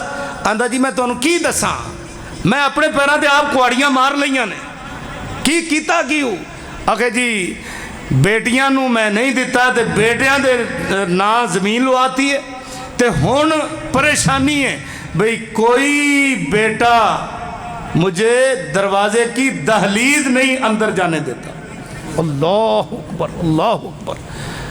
وہ کہتا بابا چل چل تیرا تے کچھ نہیں ہونا. یعنی اندازہ کر لو یہ ہے ہماری صورتحال. اس مسئلے میں آپ خبردار رہیں. اولاد یہ آپ کی ذمہ داری میں ہے، آپ ان پر خرچ کرو، جتنا جتنا کسی کا پر آتا ہے خرچ کرو، یہ آپ کی ذمہ داری ہے. جتنی آپ کی استطاعت ہے آپ ان پہ اپنے آپ پر، اپنی بیوی پر، اپنے بچوں پر خرچ کرو. اور جو باقی چھوڑ جاؤ گے وہ خود تقسیم کریں. اللہ نے کر دیا ہے، اللہ نے وہ تقسیم خود کر دی ہے. وراثت کا تعلق انسان کی موت کے ساتھ ہے. مرنے والے کی موت کا تحقق ہو جائے یقینی طور پر، اور اگر وہ گم شدہ بھی ہے تو جتنی دیر تک چیف جسٹس اس کے ڈیتھ وارنٹ نہیں جاری کر دیتا پیچھے اس کو وراثت تقسیم کرنے کا حکم ہے ہی نہیں. مفقود بندے ہو جاتے ہیں تو اس وقت بھی اس کی موت کا تحقق اور یقین ہو جائے تو پھر وراثت ہے، زندگی میں نہیں. ہاں زندگی میں اگر کوئی بندہ دینا چاہتا ہے تو کیسے دے؟ ظاہر ہے کوئی بندہ دینا چاہتا ہے تو اس کا بہترین طریقہ ہے وہ کیا ہے؟ ہبہ کرے. اور ہبہ کیسے کرنا ہے؟ اگر ایک دکان بیٹے کے نام لگائی ہے تو دوسری دکان بیٹی کے نام بھی لگوائے. 1 ایکڑ بیٹے کو دیا ہے تو دوسرا ایکڑ بیٹی کو بھی دے. ایک مربع بیٹے کے نام لگایا تو دوسرا مربع بیٹی کے نام بھی لگوائے. ایک کارخانہ فیکٹری بیٹے کے نام کروائی ہے تو دوسرا کارخانہ فیکٹری بیٹی کے نام کروائے. برابری کرے. اور اس میں بڑی واضح روایات ہیں، احادیث. حضرت نعمان بن بشیر رضی اللہ تعالیٰ عنہ کی حدیث. وہ کہتے ہیں میں چھوٹا تھا، میری والدہ عمرہ بنت رواحہ اس نے مجبور کیا میرے والد کو کہ اپنا یہ چھوٹا بیٹا ہے، ظاہر ہے چھوٹی اولاد سے زیادہ پیار ہوتا ہے نا، تو چھوٹا بیٹا ہے، ماں نے اصرار کیا کہ اس کو کوئی چیز ہبہ کرو، کوئی چیز دو. انہوں نے کہا اللہ والی میرا ایک غلام ہے، چلو میں نے اس کو دیا. کہتی نہیں، آپ نبی صلی اللہ علیہ وسلم کو اس پر گواہ بناؤ. حضرت نعمان بن بشیر کہتے ہیں کہ میرے والد بشیر نے میری انگلی پکڑی اور نبی صلی اللہ علیہ وسلم کے پاس چلے گئے. آپ سے جا کر میں نے میرے والد نے کہا اللہ کے رسول یہ ہمارا چھوٹا بیٹا ہے اور اس کی والدہ کے اصرار پر میں نے اس کو غلام ہبہ کر دیا ہے. تو فرمایا پھر کہا جی میں آپ کو گواہ بنانے آیا ہوں اس پر، آپ اس پر گواہی ڈال دیں. آپ نے بشیر تیری اور اولاد ہے؟ کہتے ہیں اللہ کے رسول اللہ کی خیر ہے، بیٹے بھی ہیں بیٹیاں بھی ہیں. اور فرمایا سب کو ایک ایک دے کر آئے ہو غلام؟ نہیں اللہ کے رسول صرف اسی کو ہی دیا ہے. آپ نے کیا فرمایا؟ آپ نے فرمایا اذهب چلا جا اور فاشهد علی ھذا غیری، किसी और को जाके गवाह बना मेरे अलावा, मैंने गवाही नहीं देनी। इन्नी ला अशहदु अलल जोर, इस जुल्म के ऊपर मैं नहीं गवाही देना चाहता। अल्लाह अकबर। फरमाया किसी और को जाके गवाह बना लो, इस जुल्म पर मैं गवाही नहीं देना चाहता। तो मेरे भाइयों, उस वक़्त आपने फरमाया था वत्तकुल्लाह वादिलू बैना औलादिकुम, लोगों अल्लाह से डर जाओ और अपनी औलादों के दरमियान इंसाफ करो। आज हमारा भी इंसाफ है, बड़ा इंसाफ है। बेटे के सारे अल्ले तल्ले पूरे हैं। बेटा दिन रात खर्चा लेता है, बेटा का दिन रात जर्क बर्क लिबास पहनता है, दिन रात बेटे की जो ना ख्वाहिशात पूरी हो रही हैं। और अगर नुमानी बेटी ने अगर कह भी दिया किसी वक्त अब्बू जी मुझे कपड़े चाहिए या अब्बू जी मुझे खर्चा चाहिए, चल चल तूने क्या करना है, तूने क्या करना है, अल्लाह अकबर, झिड़क देते हैं। बेटी का कोई हिस्सा जैसे नहीं है। और अल्लाह माफ़ फरमाए, वही जाहिलियत वाला दौर, वही सोच इस वक्त हमारे मुसलमानों की बन चुकी है। ये तो पुराना पराया माल है, ये तो पराया माल है। इन्ना लिल्लाहि व इन्ना इलैहि राजिऊन। बच्चियों को क्या कहा जाता है? पराया माल। अच्छा, कई ऐसे गिराने मैंने देखे, वो बच्चियों की शादियां नहीं करते। वो भाई शादियां नहीं की तुमने, बच्ची बूढ़ी हो रही है, वो कहते हैं जी वो बाजी कर लेंगे जी, बाजी देखेंगे। सोच अंदर खाते, ये उनकी सोच बनी हुई है, शैतान ने सोच बनाई हुई है। अगर इसकी शादी करोगे ना तो ये कितना माल तुम्हारा जो है वो बेटी ले जाएगी और तुम्हारे जवाई और दामाद जो है वो तुम्हारा माल खाएंगे। इन्ना लिल्लाहि व इन्ना इलैहि राजिऊन। ये हमारी सोच बनी हुई है मेरे भाइयों। अंदाज़ा कीजिए, ये बड़ी अफरातो तफरीत है हमारे मुआशरे के अंदर। हमें इल्मे विरासत का पता नहीं है। अच्छा, विरासत तकसीम करने की जब बारी आती है ना, उस वक़्त क्या होता है? मैयत पड़ी है बाप की या भाई की, आगे आगे मौली साहब ऐलान करे अजे जी की करना ऐलान आखे जी किसी का कोई लेन देन होवे, कर्जा होवे तो वो असी हाजिर हाँ, मैं असी उनके भाई या उसके बेटे, हमारी तरफ से जो है ना ऐलान कर दो किसी का लेन देन हो तो पाई पाई हम अदा करेंगे। लो जी ऐलान हो गया, मई जनाजे के वक़्त ऐलान हो गया। वो तो अल्लाह का बंदा हर किस्म की बार से पुश्त को पाक करके दुनिया से चला गया। अब आ गया कर्जा बेटों पर या भाइयों पर जिन्होंने ऐलान किया था, उनके ऊपर आ गया कर्जा। अब लोग मुतालबा करने के लिए आते हैं, और जी कोई नहीं है जी, हमारे पास है ही नहीं, हम कहाँ से दे। जो ज़्यादा कोई मुतालबा करेगा ओ कबर पे ही जे पुट लो तो ले लो दे को अपना कर्जा सानू दिता जे। अस्तगफिरुल्लाह अस्तगफिरुल्लाह। अब पहले तुमने कहा था कि पाई पाई देंगे और अब तुम कह रहे हो कि वो कबर उखेड़ लो और उससे जाकर ले लो। हमें तुमने हमें दिया था। अंदाज़ा करो, यहाँ तक पीछे से हालात होते हैं। और फिर क्या होता है, तकसीम कार की बारी आई तो तकसीम कार में सबसे पहले विरसा तकसीम। और मेरे भाइयों, इस तरह नहीं विरसा तकसीम होता। विरसा तकसीम करने के कोई आदाब हैं। सबसे पहला अदब यह है कि तुम्हारी जो विरासत है ना, उसमें कोई मानने ना पाया जाता हो। मानने का मतलब यह है कत्ल, गुलामी और इख्तलाफ दीनैन। मसलन भाई ने भाई को कत्ल ना किया हो, कातिल वारिस नहीं बनता। और गुलाम ना हो, यानी एक भाई आज़ाद है और एक किसी का गुलाम है तो गुलाम वारिस नहीं बनता। इसी तरह इख्तलाफ दीनैन ना हो कि एक मुसलमान है और एक काफिर है, तो हदीस पाक में आता है ला यरिसुल मुस्लिमुल काफिरा वलल काफिरुल मुस्लिमा। ना मुसलमान काफिर का वारिस बनता है, ना काफिर मुसलमान का बनता है। माने कोई ना हो, शराइत सारी पाई जाती हों। और फिर उसके बाद विरासत की तकसीम। विरासत की तकसीम अभी नहीं, 4 मरहले तरका तय करेगा, चौथे मरहले में जाकर तकसीम होगी। पहला मरला क्या है? तजीज़ो तकफीन का, उसके कफन दफन का काफ़ी अखराजात होते हैं। आप सारे इस माशरे में आजकल तो माशाल्लाह की आंदे मरना भी महंगा हो गया है। क्यों जी? जो कब्रिस्तान में जाता है 50,000 रुपये सिक्योरिटी नहीं फी और देवे फीस। शायद इस तरह की कोई आपने बात सुनी होगी। और फिर ये है कि लोग बेचारे जो ना बड़े परेशान हैं, बड़े परेशान। تو اس پر اخراجات آتے ہیں. کون سے اخراجات؟ اس کے کفن دفن ہے، اس کا کفن ہے، اس کا غسل ہے، اس کی قبر کی کھدوائی ہے، یہ کافی اخراجات ہیں.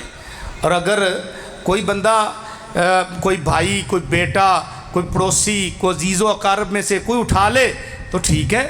کوئی کہتا ہے ابھی میرا یہ دوست تھا، یہ کفن میں اس کو دینا چاہتا ہوں، یہ میرا بھائی تھا، اس کی قبر کی کھدائی میں اپنی طرف سے دیتا ہوں، ٹھیک ہے، یہ اس کا احسان ہے، دیتا ہے تو ٹھیک ہے. نہیں تو جو مرنے والا ہے نا، اس کے مال سے، اس کے ترکے سے یہ سارا بندوبست کیا جائے، کفن بھی لایا جائے، اور حتیٰ کہ اس کے اوپر چھڑکنے والی خوشبو اور غسل دینے والا صابن اور پانی ابالنے والی یہ لکڑیاں، وہ ساری اس کے اس ترکے سے جو ہے نا وہ یعنی خرچ کیا جائے. تجہیز و تکفین کر کے، یعنی بغیر تفریط کے اور بغیر افراد کے، یعنی نہ فضول خرچی کی جائے نہ کنجوسی کی جائے. تو پھر اس کے بعد کیا ہے؟ دوسرا مرحلہ وہ ہے قرضے کا. اب قرضے جو ہے وہ اللہ کے ہیں تو وہ بھی دیے جائیں. مثلا وہ آدمی اس حالت میں فوت ہوا کہ اس کے مال میں زکوٰۃ فرض ہو چکی تھی. اب مجھے بتائیے دنیا میں کون سا ایسا واقعہ ہے کہ مرنے والے کے مال میں زکوٰۃ فرض ہو چکی تھی تو بیٹوں نے پیچھے پہلے زکوٰۃ دی ہو اور پھر تقسیم کی ہو؟ کوئی ایک واقعہ بتاؤ. یہ اللہ کا قرض ہے.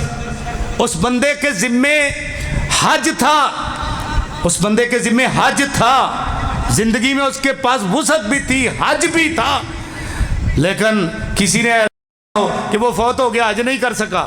اس کے پاس طاقت تھی لیکن وہ فوت ہو گیا، حج نہیں کر سکا. کسی نے کبھی کہا ہو چلو ہمارے والد صاحب فوت ہو گئے، ہمارا بھائی فوت ہو گیا، صاحب ثروت تھا تو ہم اس کی طرف سے پہلے حج کرتے ہیں؟ کبھی کسی نے کیا ہے؟ سوال ہی پیدا نہیں ہوتا. وراثت لینے کا سب کو پتہ ہے اللہ کا قرض اس پر ہے یا بندوں کا قرض ہے. وہ بندوں کا قرض بھی چکایا جائے، اور اس میں کوئی نظر مانی ہے تو وہ بھی اللہ کا قرض ہے، وہ بھی پوری کی جائے. نظر اس نے مانی تھی لیکن نہیں پوری کر سکا تو پہلے اس کی وہ نظر پوری کی جائے. اور پھر اس کے بعد تیسرا مرحلہ ہے، اس نے اپنے مال سے تہائی کی وصیت کی تھی، تیسرے حصے کی، کہ میرے مال سے مسجد بنا دینا، مدرسہ بنا دینا، رفاع عامہ پر لگا دینا، کسی قیدیوں کو دے دینا، فلاں کو دینا، فلاں کو یعنی اس نے تہائی مال سے وصیت کی تھی، وہ وصیت پوری کی جائے.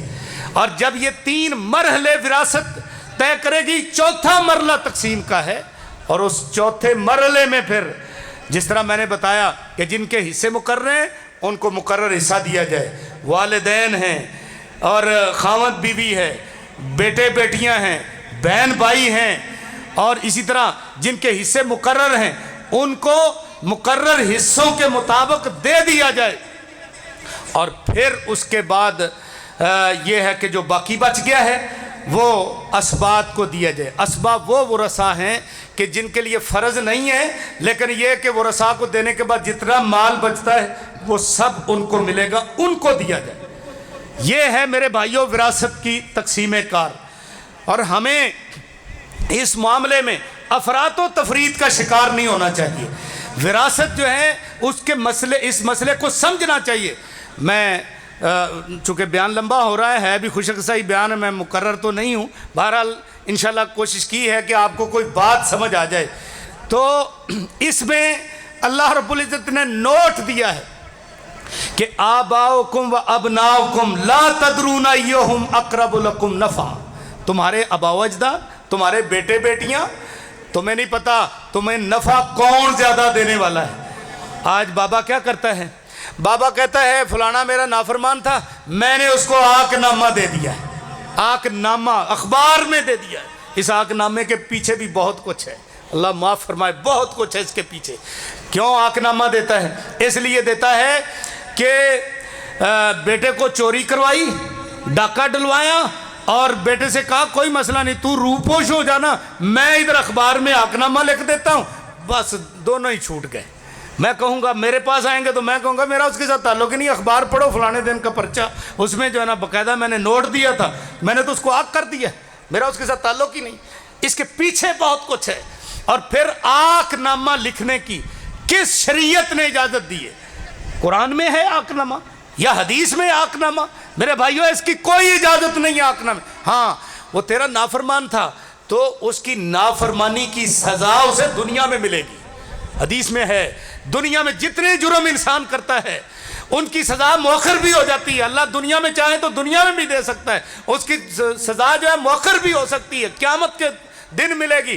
لیکن والدین کی نافرمانی والی جو سزا ہے وہ دنیا میں مل جاتی ہے۔ اس لیے والدین کی نافرمانی نہیں کرنی چاہیے، والدین کی خدمت کرنی چاہیے اور فرما برداری کرنی چاہیے۔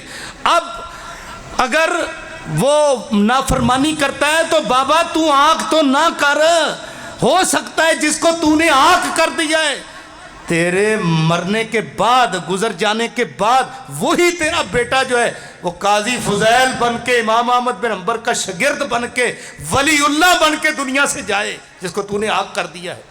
اللہ اکبر۔ آباؤکم و ابناؤکم، تمہارے باپ تمہارے بیٹے، فرمایا لا تدرونا، تم نہیں جانتے ایہم اقرب لکم نفع، کہ تمہیں تمہاری زندگی میں یا مرنے کے بعد تمہیں نفع کون دینے والا ہے، یہ تم نہیں جانتے۔ اور اگلی بات فریضۃ من اللہ، یہ اللہ کا فرض ہے۔ اب یہ کسی کو نہیں پتا۔ نماز فرض ہے جی، فرض ہے۔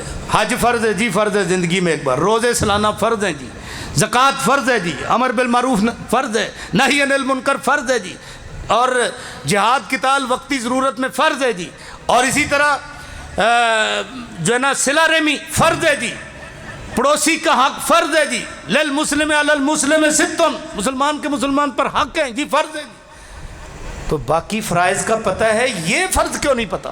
فریضۃ من اللہ، اللہ کی طرف سے فرض ہے یہ وراثت۔ یہ بھائیوں معمولی بات نہیں ہے، ہم اس کو حیثیت نہیں دیتے، یہ اللہ کی طرف سے تمہارے اوپر فرض ہے، بلکہ فرض بھی ایسا ہے اللہ پاک نے اس کو اپنی حد کہا ہے۔ حد، تلک حدود اللہ، لوگو یہ اللہ کی حدیں ہیں، وراثت اللہ کی حدیں۔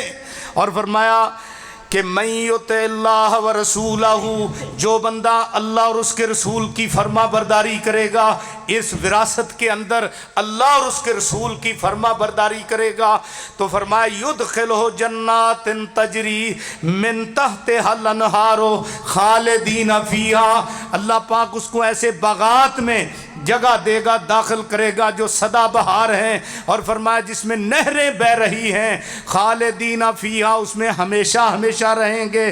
وذالک الفوز العظیم، یہ سب سے بڑی کامیابی ہے۔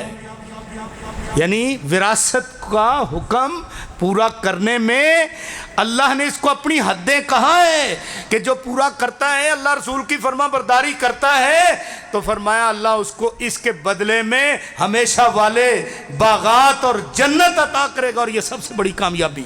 اور اگلا نوٹ دیا وَمَن يَعْصِ اللَّهَ وَرَسُولَهُ، جو بندہ اللہ اور رسول کی نافرمانی کرے گا، وَيَتَعَدَّ حُدُودَهُ، اور اللہ کی حدوں کو پھلانگے گا، يُدْخِلْهُ نَارًا، اللہ ایسے بندے کو جہنم میں داخل کریں گے، خالدن فیہا، اس میں ہمیشہ رہے گا، وَلَهُ عَذَابٌ مُہِینٌ، اور اس کے لیے عذاب ہے رسوا کن۔ تو میرے بھائیو یہ وراثت کا جو فریضہ ہے یہ بھی اسی طرح فرض ہے جس طرح نماز فرض ہے، یہ اسی طرح فرض ہے جس طرح زکوٰۃ فرض ہے، یہ اسی طرح فرض ہے جس طرح امر بالمعروف فرض ہے، یہ اسی طرح فرض ہے جس طرح نہی عن المنکر فرض ہے، یہ اسی طرح فرض ہے جس طرح والدین کی فرما برداری انسان کے اوپر فرض ہے، یہ اسی طرح فرض ہے جس طرح روزے فرض ہیں، یہ اسی طرح فرض ہے جس طرح حج فرض ہے اور قتال فرض ہے، یہ بالکل اسی طرح فرض ہے۔ لیکن اس فرض کو کتنے لوگ ہیں جو سمجھنے والے ہیں؟ اور وہ حدیثیں جو میں نے پڑھ کر سنائی، فرمایا سب سے پہلے میری امت کے سینوں سے وراثت چھینی جائے گی۔ آج وراثت کا فقدان ہے میرے بھائیوں، ہم دیکھ رہے ہیں اپنے معاشرے کے اندر جس کی لاٹھی اس کی بھینس، کیوں جی یہی قانون چل رہا ہے نا، جس کی لاٹھی اس کی بھینس، جس بیٹے کے ہاتھ میں آیا، جس بھائی کے ہاتھ میں آیا، اور جس رشتہ دار کے ہاتھ میں آیا، جس بہن کے ہاتھ میں آیا، بس وہ سارا ہی ہڑپ ہو گیا۔ اللہ معاف فرمائے، شیطان نے ایسا ہمارے مال میں ہماری ذہنی سوچ بنا دی ہے، یہ جو آپ کی بیمہ پالیسی کرنے والے لوگ، آپ کی وراثت کے قاتلین، میں تو ان کو قاتلین کا لقب دیتا ہوں. آپ کہتے ہیں جی ان کے پاس جواز ہے جی، فتوے ہیں جی، فلاں جی فلاں. اچھا مجھے یہ بتاؤ، جس کے وہ بیمہ پالیسی کرتے ہیں تو وہ رسا میں سے کتنے لوگ ہیں جو اس کے پیچھے ہیں؟ 8 10 15 افراد جو پیچھے ہیں، سب کے نام لیتے ہیں کہ جناب یہ آپ اپنا بیمہ کرواؤ اور اپنے جتنے وہ رسا ہیں سب کی فہرست ہمیں دو. وہ ایک بندے کا نام لیتے ہیں، بھائی کا یا باپ کا یا بیوی کا یا بیٹی کا، ایک کا نام لیتے ہیں. اب مرنے پر وراثت تو آپ کی جو پونجی تھی، بیمہ کروایا ہوا، وہ ساری چلے گی بیٹے کے ہاتھ میں، ایک بیٹے کے ہاتھ میں، ایک بھائی کے ہاتھ میں، بیوی کے ہاتھ میں، بیٹی کے ہاتھ میں. تو جو قانون وراثت ہے وہ کدھر گیا؟ قانون وراثت کدھر گیا؟ کہتے ہیں جی بیمہ پالیسی کرواؤ جی، بیمہ پالیسی. میں نے ایک ان کا افسر تھا، وہ 4-5 لوگوں کو جو ہے نا اپنے بیمے کے جال میں پھنسائے ہوئے تھا، ان کا ذہن بنائے ہوئے تھا. انہوں نے مجھے بلا لیا، ان کا قاری صاحب کو مطمئن کر لو تو کروا دو جی، تو ہمارے فارم فل کر دو، قاری صاحب کو مطمئن کر لو. میں نے اسے ایک ہی سوال کیا، میں نے کہا یار یہ جو تم کام کر رہے ہو ایمانداری سے، اس پر تم مطمئن ہو؟ کہتا ہے مطمئن ہے. میں نے کہا بس میرا سوال ایک ہی ہے، اس کا جواب دے دو. کہنے لگا کیا؟ میں نے کہا یہ عبادت ہے یا معاملہ ہے؟ اس کا کہ کیا مطلب ہے؟ اور میں نے کہا یار ہماری عبادات ہیں نا، نماز ہے، روزہ ہے، حج ہے، زکوٰۃ ہے، جمعہ، عیدین ہے، قربانی ہے، جتنی بھی عبادات ہیں تو ان میں ہمارے پاس کرنے کی دلیل ہے. نماز پڑھتے ہیں نا ہم، نماز، میں نے اسے کہا ہم نماز پڑھتے ہیں، عبادت ہے ہماری. اور ایسی عبادت میں ہم کیا کرتے ہیں کہ کیسے شروع کرنی ہے، کیسے ہاتھ باندھنے ہیں، کیسے رکوع جانا ہے، کیسے سجدے جانا ہے، کیسے سلام پھرنا، کیسے تشہد ہے، کیا پڑھنا ہے رکوع میں، سجدے میں. میں نے کہا مجھ سے دلیل لو، میں ہر ایک چیز کی دلیل دیتا ہوں آپ کو. پوری نماز اور پوری شریعت کی جتنی عبادات ہیں الحمدللہ علی وجہ البصیرہ، مجھ سے دلیل پوچھو میں انشاءاللہ دوں گا آپ کو. تم جو یہ کام کر رہے ہو یہ عبادت سمجھ کے کر رہے ہو تو دلیل دو. اور اگر یہ کوئی معاملہ ہے، مثلا کوئی معاملہ ہے کھانے پینے کا ہے یا تجارت کا ہے یا کوئی اس طرح اور کوئی معاملات ہیں، تو آپس میں لین دین کے معاملات ہیں، بیع و شراء ہے، میں نے کہا اس میں منع کی دلیل چاہیے، اس میں منع کی دلیل چاہیے. عبادات میں کرنے کی دلیل چاہیے اور معاملات میں منع کی دلیل چاہیے. اب مجھے آپ صرف اتنا بتا دو کہ یہ عبادت ہے یا معاملہ ہے. وہ سوچ کے نا ادھر ادھر دیکھ کر وہ بڑے دعوے سے اس نے کہا عبادت ہے جی، عبادت. میں نے کہا یار عبادت ہے تو پھر دلیل کیا ہے تمہارے پاس؟ اس نے نا اتنے سارے فتوے نکالے اور فتوے میں جی فلاں مفتی صاحب، فلاں مفتی صاحب، فلاں مفتی صاحب. میں نے کہا میں بھی مفتی صاحب ہوں، میں کہتا ہوں ناجائز ہے. ادھر لکھا ہوا جائز ہے، میں کہتا ہوں ناجائز ہے. او جی اے بھی تے آخر مفتی تے آخر، میں کہا میں بھی تے آخر مفتی ہے نا. اس کا کیا مطلب ہوا؟ بھائی قرآن کی کوئی آیت پڑھو، کوئی حدیث پاک پڑھو، کسی صحابی کا جو ہے نا قول فعل پڑھو. عبادت کا تو دلیل تو یہی ہے نا ہمارے پاس عبادات کی، قرآن، حدیث اور صحابہ کا عمل. تو کوئی ایسی تو کوئی دلیل دو. آندا جی اسی دے نال نہ تسی اینوں بیمہ نہ کہو. تو میں کہا پھر کی کہیے؟ اخی اسی یہ تکافل کرنے ہیں. میں نے کہا وہ کیا بڑا ہوتی ہے تکافل؟ اخی جی مطلب اس کا آخر موت فوت ساتھ ہے، سٹ وٹ لگ جاتی ہے، موت فوت ساتھ ہے، تو ہم اس کی بچوں کی کفالت اور اس کی کفالت اور اس کی دیکھ بھال. اللہ اکبر. میں نے کہا کہ چلو یہ تکافل ہی ہے، اس تکافل کی تمہارے پاس کوئی دلیل ہے؟ عبادت میں تکافل ہی ہے تو اس کی کوئی دلیل؟ بس یہ فتوے ہیں، فتوے ہیں. میں نے کہا یہ تو کوئی دلیل نہیں ہے. اچھا پھر کہنے لگا جی چھڈو جی تسی نہیں مطمئن، تسی نہیں مطمئن تے تسی انہاں نوں تے نہ خراب کرو. میں نے کہا خراب تو کر رہے ہیں کہ میں کر رہے ہیں؟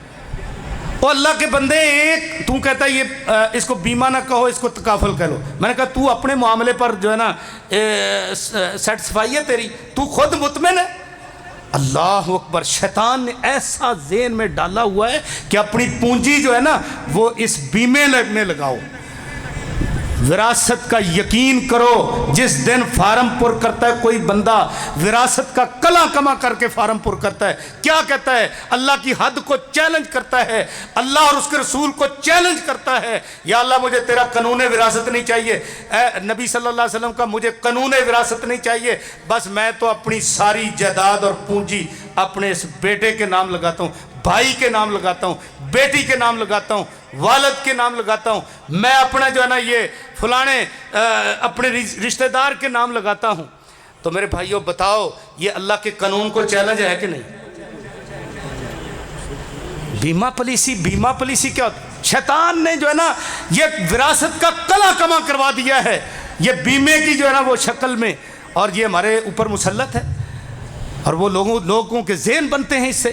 تو میرے بھائیوں آئیے قانون وراثت کو سمجھیے, یہ اللہ کی طرف سے فریضہ ہے, اور اللہ نے حق مقرر کر دیے, کسی کے اوپر اللہ نے چھوڑا نہیں ہے کہ تو وراثت تقسیم کر, نہ نہ نہ, اللہ نے خود ہی کر دیا ہے. اللہ نے مرنے کے بعد وراثت خود ہی تقسیم کر دی. اور کئی ایسے نکھٹو ہیں وہ تھوڑی سی ہوش سنبھالتے ہیں نا تو باپ نو اتھوں پھڑ دیں, او میرے پیوا میرے باپ پتہ نہیں کی لفظ بول دیں, از ظالمہ میرا حصہ رکھے تھے. اندازہ کرو بھی وہ تیرا حصہ کہاں سے آ گیا؟ اس باپ نو چاہیے دا بھی سکا کھلا لا لوے تے 100 مار کے آکے ایک کو ہی ہوئی, تیرا حصہ کہاں سے آ گیا؟ یہ ساری جائیداد تو میری ہے, تیرا حصہ کہاں سے آ گیا؟ ہاں تیری کوئی ضرورت ہے جائز تو بتا, وہ مجھ سے پوری ہوگی تو کروں گا, لیکن یہ کہ تو کہتا ہے میرا حصہ ادھر ہو. کئی ایسے والدین بیچارے پریشان ہیں کہ اولاد نے سنگی میں انگوٹھا دیا ہوا ہے, ادھر رکھو ہماری وراثت. کتنے ایسے لوگ آپ کو معاشرے میں نظر آئیں گے, افراط و تفریط ہے میرے بھائیوں. تو بچیے, قانون وراثت کو سمجھیے, اور اس کے مطابق اپنے زندگی کو گزاریے. اولادوں کے درمیان تقسیم کیجئے, ہبہ کیجئے, اپنے لیے رکھ کر دینا بھی ہے.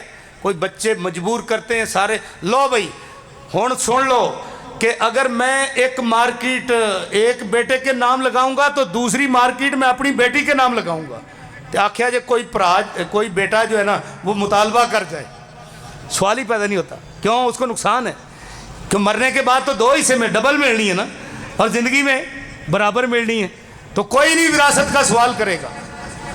والد صاف کہہ دے بھائی یہ دکانیں میرے نام ہی رہیں گی, یہ میں نے کسی کو نہیں دینی, یہ 4 5 6 دکانیں ہیں, میں ایک ایک سب کو دے دیتا ہوں, بیٹیوں کو بھی دوں گا بیٹوں کو بھی دوں گا. اب کوئی بندہ بھی کوئی بیٹا بھی وراثت کا سوال نہیں کرے گا. وراثت ہوتی نہیں زندگی میں, ہبہ ہوتا ہے, اور ہبہ میں برابری ہے. واتقوا اللہ وعدلوا بین اولادکم. تو اللہ تعالیٰ سے دعا ہے اللہ رب العزت ہمیں اس قانون وراثت کو سمجھنے کی توفیق عطا فرمائے, اور اس کے مطابق اللہ رب العزت ہمیں عمل پیرا ہونے والا بنائے. سبحان ربک رب العزت عما یصفون وسلام علی المرسلین والحمد للہ رب العالمین. یہ سوال و جواب کی بھائیوں نے نشست رکھی ہے, تو آپ ذرا جو ہے نا یہ سوال سن لیں اور پھر انشاءاللہ نماز پڑھتے ہیں.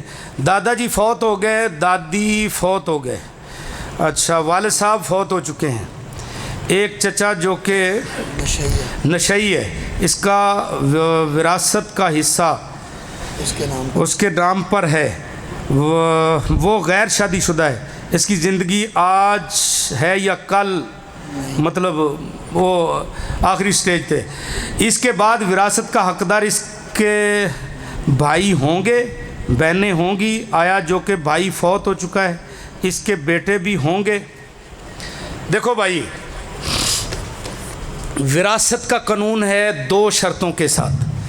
الاقرب فالاقرب, قریبی رشتہ دار, اور پھر اس کے بعد قریبی رشتہ دار. الاقرب فالاقرب.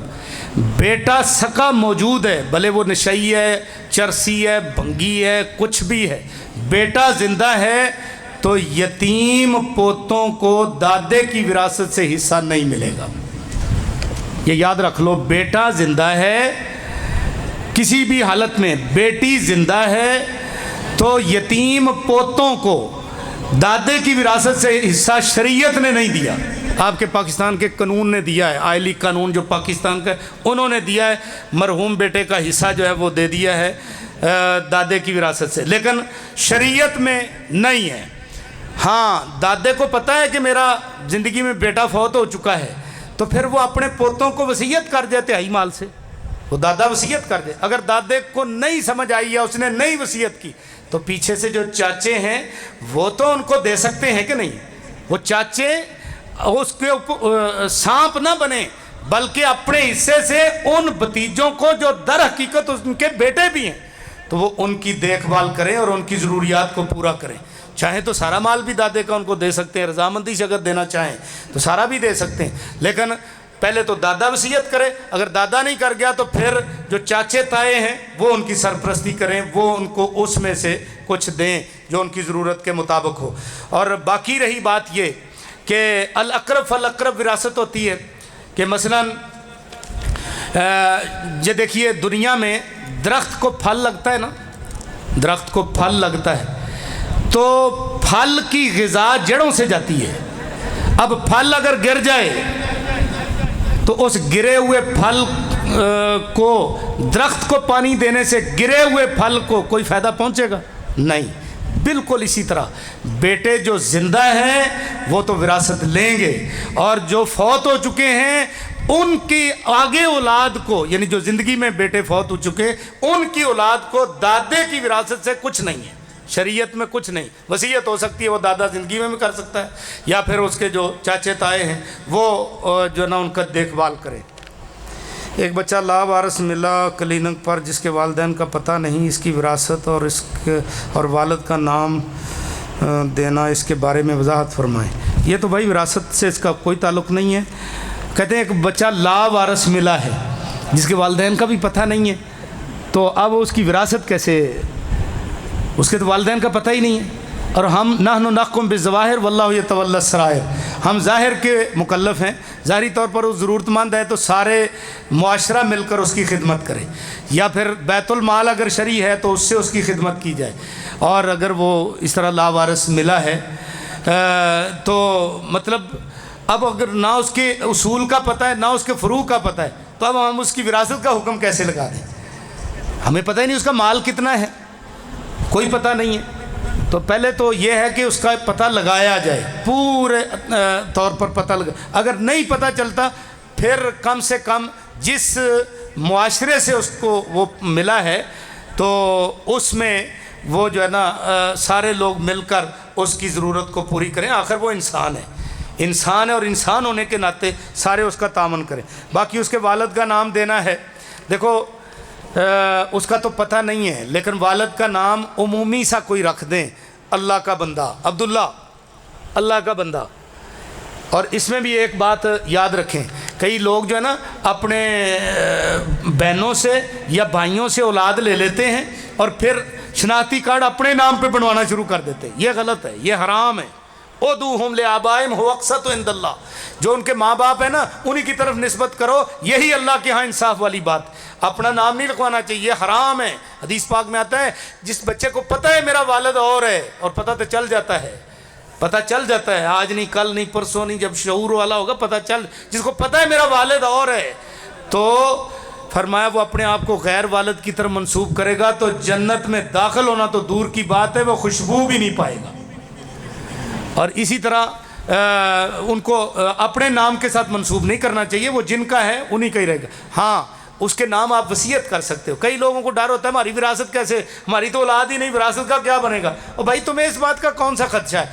चलो उन्हें लय पालक है उसको तो है ना तुम वसीयत कर जाओ, वसीयत कर सकते हो। वारिस तुम्हारा नहीं बनेगा, वारिस वो अपने हकीकी वालिदैन का ही बनेगा, वो तुम्हारा वारिस नहीं बनेगा। जी कोई और सवाल किसी भाई के ज़हन में कोई हो तो? जज़ाकुमुल्लाह जी।